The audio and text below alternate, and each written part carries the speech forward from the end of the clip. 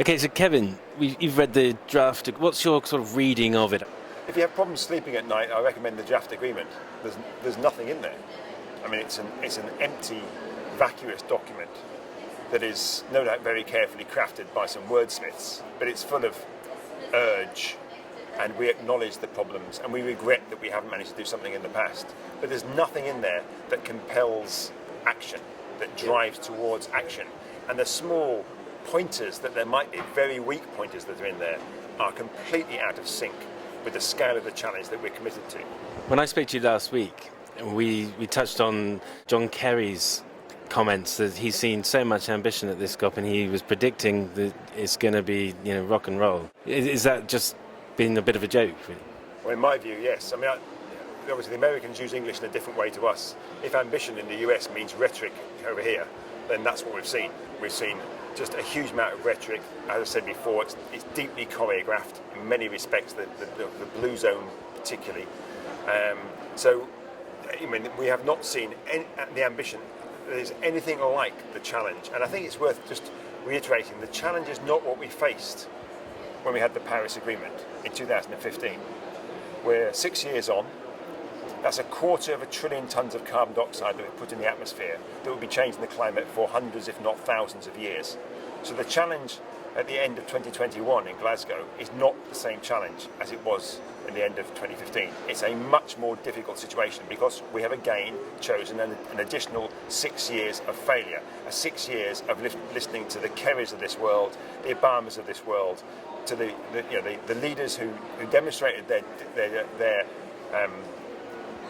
almost their contempt for the science and arguably their disregard for a lot of their citizens, certainly their future citizens, with their vacuous speeches at the beginning of this COP, with some notable exceptions. I think I noted before that the Barbados Prime Minister really capturing the essence of the severity of the challenge, but then you hear all these other typically men in suits getting up and saying nothing meaningful relative to the challenge. And what about the equitable distribution of the carbon budget? Because even we're having the sort of deal between US and China, and the decarbonisation period and the amount they're going to consume, is that really in line with equitable distribution of that carbon budget? Yeah. I mean, equity is another one of those deep casualties in this COP, and it's been an increasing casualty at every COP since it was really first embedded. And it's not just that that's occurring within the negotiations, where if anything, it's given lip service. So the whole net zero by 2050 demonstrates that complete absence of concern about equity. So it's not as if other parts of the world are going to get longer to do this. I mean, we need to be, the language that's used, and then we can discuss net zero. I think that's really problematic. But net zero by 2050, well, globally. But the UK says net zero by 2050 as well for the UK. Well, surely we should be way ahead of the poorer parts of the world. And we complain when India says net zero by 2070. Well, okay, if we brought India from net zero from 2070 to net zero in 2050, that means we have to go to net zero by 2030. Now that would be a fairer framing for this. But outside of the negotiations, we also look at some of the scientific discussion around this. So we saw the UN GAP report. Now that there's been some arguments about that, saying it really doesn't embed equity in any way, shape or form. And the response back was, well, it's a value-neutral process. And if you read the report and you think about it, and you stand a little bit back from it, it's not value-neutral. It's just that those values are so deeply embedded. We are a highly colonial Northern Hemisphere, and we haven't escaped that. But we haven't got the reflective capacity to sit back and realise that the assumptions that we are making are not value neutral. They're deeply embedded in a particular sort of cultural hierarchy. And so we then produce these reports that look like they're scientific, they're full of numbers, but actually what they're full of is deeply biased prejudice against the global south and in favour of the global north. So in terms of that prejudice, we are literally saying, screw you, you're going to face these problems. And not only that, we're not even going to let you into our, what we think are safe havens, if you like. Yeah. Is that pretty accurate? We're literally saying... Not literally, but it's kind of that our actions speak louder than words. Yeah, our actions are definitely saying that. And I think our reluctance to step back and reflect also suggests that. So there's something in us that makes us quite uncomfortable with what we're actually saying. But we know that if we actually started to think about it, it would be very painful for us, and it would make us have to sort of have a more honest discussion with the Global South and with ourselves and our colleagues. And we're reluctant to do that. So the best thing to do is to delude ourselves and turn away from what we know is uncomfortable. Yeah. But ultimately, we're all in the queue, aren't we? I mean, it's not like wealth hasn't really been a reliable buffer, because if you take what happened in Canada recently, what happened in Germany, we're starting to see these changes occur in much a wider context in the developed so-called safe nations, which they're not really. I mean, they're not, but then the scale of those impacts in Canada, in Germany, in Cornwall in the UK, you compare those with the flooding that occurred in Mozambique and some of the other parts of the world where we're starting to see these huge impacts. There's a significant difference between those two, and certainly the wealthier parts of the world have the wherewithal to insulate themselves against some of the early impacts of climate change. So yes, we have all been impacted, but I still think there's an arrogant belief, almost like King Canute in the Northern Hemisphere, that we have sufficient wherewithal and we are geographically in a slightly more insulated part of the world, that we'll be able to deal with a lot of these impacts. And I think it misunderstands, again, that we're not isolated nations or communities anymore. We're much more interrelated. And so it misunderstands things like what human migration might mean, what military tension in some other part of the world might mean for us, that our food comes across lots of different boundaries. And so I think that however we may be sort of physically insulated from our geography, we will not be physically insulated from the sort of human systems that we've embedded, that we are completely reliant upon now. And I think it is also true that probably in the very near term, we'll start to see some worse impacts even in the global north. With issues of food security because of changes in our insect communities that pollinate our crops. We'll be seeing more severe weather events. So we'll see all of those things as well. But I think we'll probably be better at weathering those in the near term. But I think we probably won't be particularly good at adapting to the other cultural changes that will happen as we see increased global migration. And in some regards, some of the poor parts of the world already are better at adapting to quite severe events than we are in the wealthier parts of the world. I have colleagues that work in Bangladesh and with Bangladeshis, and how that they are able to respond to some of the sort of events. If they occurred over here, it would be an utter disaster. It would be virtually collapse of every system that we have. But in Bangladesh, they're much more used to that. And so they're actually able to deal with some of the early impacts of climate change in a way that we wouldn't be able to. Yeah. So I think there's some adaptation learning to be done in the north from the lessons of the south. Yeah, and that is the sort of the multilateral aspect, which could work in everyone's favour if it was embraced. So yeah, it certainly could work in everyone's favour, but the people that have the ability to embrace that sort of thing are not in the discussions and the negotiations at COP. Okay, and that takes us neatly onto something I've heard a few times today about is the COP working? Is it fit for purpose? And what's your view now that we're coming towards the end? Yeah.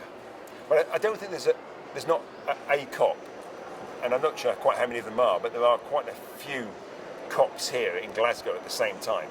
So you've got the negotiations, which are just people in suits building houses made out of cards, and that's what they do. They do it very eloquently. They all pat each other on the back. You get a few celebrities fly in. You've got all of that utter nonsense that thankfully more civil society are seeing through, not just the civil society action groups that are here, but civil society more widely is seeing through this empty rhetoric. But these people can't escape that. They're locked into that way, that prestige and that way of thinking. But then there's the other COP, which I think is the civil society movements, and it's tempting to think of those just as marches, just as demonstrations and posters. But that's not what they do. Most of their time is actually doing things, engaging with local policymakers, engaging with companies, engaging with other people in their communities. So they are activists in that they are acting in lots of ways, in myriad sort of ways. So they are acting in many ways in their local communities to drive progressive change. And we don't see that when it's filmed. But in that, I think there's some real hope, and that we're actually hearing dialogue amongst wider civil society. I don't just mean during COP. Sitting on the trains over the last couple of years, you hear much more discussion about climate change. So it's an issue I think much of civil society is engaged with. And if you wanted to use it in a quite simple way, I probably think that our policymakers are somewhere about 1970 to 1980, and civil society is probably somewhere around about 2010. Now, both of them need to be moved forward, but clearly one of them is well ahead of the other. The other sort of COP that has gone on here has actually been, and it's another element of civil society, has been the People's Summit in town, which has been open to not just the activist community, but anyone else who wants to go along to see those. And I've attended quite a few of those, as well as attending side events here in the Blue Zone. And they've been really rewarding. They're actually asking the more challenging questions. So in the Blue Zone, the events that have been worthwhile have been quite sort of what we might say is academics reductionist. They've looked at a particular issue in quite a lot of detail. So you go there to discuss how come Greenland is melting much quicker than people thought, and there's a lot of detail about why that's happening. You go out to the People's Summit, and quite a lot of the discussion there is about why are we in this position? What is it that got us here? How do we get out of that? So they're peeling back the sort of layers, if you like, to get a sort of a better sort of foundational understanding of the challenges that we face, and not in some way where it's all about chants and songs. They're genuinely trying to think quite hard about philosophy, about value systems, and I found that actually really rewarding. And also the voices there are much more eclectic than they are within the COP. So in some of the events, I'm sat next to someone who's from Namibia and much younger than me. I'm sat next to someone from the Philippines and he's much younger than me. And they're bringing different ways of thinking about the issues and bringing different information for me as an academic. I've never thought of it like this before. So that's rewarding and hopeful. So there are sort of multiple ways, I think, that you can look at the COP. But one final one, if that's okay, I'm rambling on a little bit now, but one final one, and it just came out of some discussion I had with a colleague earlier today. And they were at an event where it happened to be they were talking about shipping, but there was a trader there. I won't say any more about this, but this trader's interest in life was money. They weren't interested in climate change, they weren't interested in the subject matter of which they make their money. Their interest in life is making money. And I would find that normally I'd probably fascinating, but I'd move away.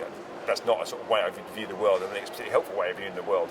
But we sometimes have to remove our sort of political bias on this and our personal bias. Say, well, it's what they're saying interesting. And what this person was saying was he can't see why people are investing, as an investor, in oil tankers at the moment. He can't see why people are still investing in gas carriers. It's just, we can hardly sell these things now. We're not getting a good return on them. People like him are starting to think the world is changing very rapidly.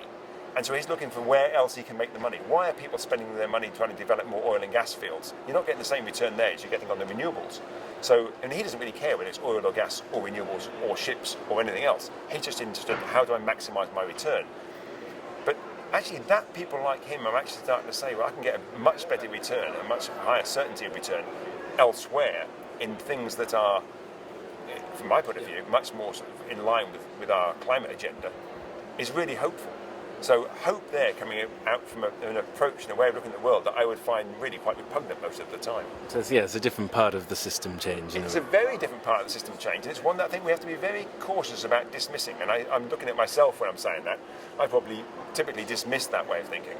But we have to, sometimes on climate change, we have to park our dislike of particular ways of looking at things and say, does it help with these challenges that we face? And I think his voice was actually quite important in that. Okay. And in terms of what you were saying about the negotiators all wearing suits and being of the same kind of ilk, if you like, one noticeable thing with everyone who's been here, it doesn't matter if you're inside or outside, is the police presence. It is absolutely, I would say it's almost out of control. I mean, there's so many police and they're very heavily armed and they look quite mean, etc. And it's cost around £250 million. And yet that's really to keep people who are engaged in climate away from the climate conference. Do you think that there is sort of hope somewhere that we can integrate the inside and the outside and maybe reinvest that 250 million? Yes, I mean, it's sort of a hopeful thing. It is. There's a lot of money to spend on the police. I mean, don't want to pick on the police. I mean, when I've engaged them, I've always found them friendly and helpful. It's usually to ask them the directions to the next event I'm going to, and they've generally been quite supportive. But it is, and you see why some people say this is called a COP for quite clear reasons, because it's full of cops.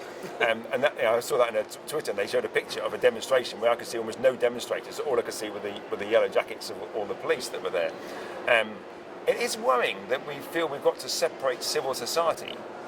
Actually, civil society that is engaged in the issue that the COP is about, from the negotiators who are not engaged in the issue of which the COP is about. It seems a strange thing to do, but there must be better ways of bringing those two communities together. It does make me a little, concerned and worried that we had this really huge march, but it ended up in a park in Glasgow, a long way from the COP. You think, if that march had ended up here during the negotiations and you'd heard the chants of, I don't know how many people were there, estimates all over the place, 100,000 to 250,000 people, if they'd all been chanting outside the gated community that is the Blue Zone, and they were doing that for 6 or 7 hours during the negotiations, would that give a different flavour to the discussions going on within those rarefied atmospheres inside? And certainly at the Warsaw COP a few years ago, which is a strange venue, it's in a football stadium, and the actual negotiators were in a tent on the field in the middle. I think what people had forgotten about was, of course, a football stadium is very good for echoing the sound of the singers, and you've got lots of protesters sat in the stands chanting. Now, I spoke to some of the researchers and negotiators involved in the tent in the middle, and they said it couldn't help but affect you when you were thinking about some of the issues. So that bringing together of the voices of those who genuinely have concern with the negotiators, I think is really key to trying to foster a level of urgency and understanding of these issues way above what we have inside the formal COP at the moment. Well, I think that's a good and slightly unusual place to end the conversation. Well, it's good thanks to very much. speak to you. I look forward to how that come out. Anyway.